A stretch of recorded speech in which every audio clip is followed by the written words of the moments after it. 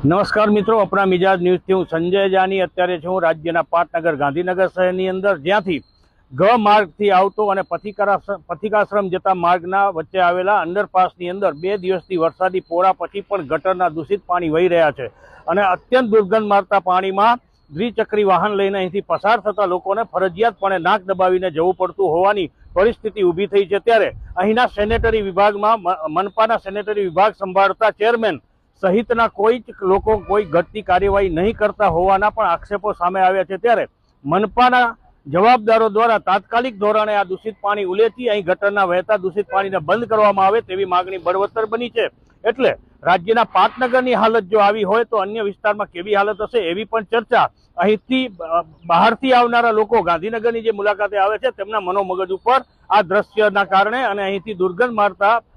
પાણીના કારણે જોવામાં આવી રહી છે।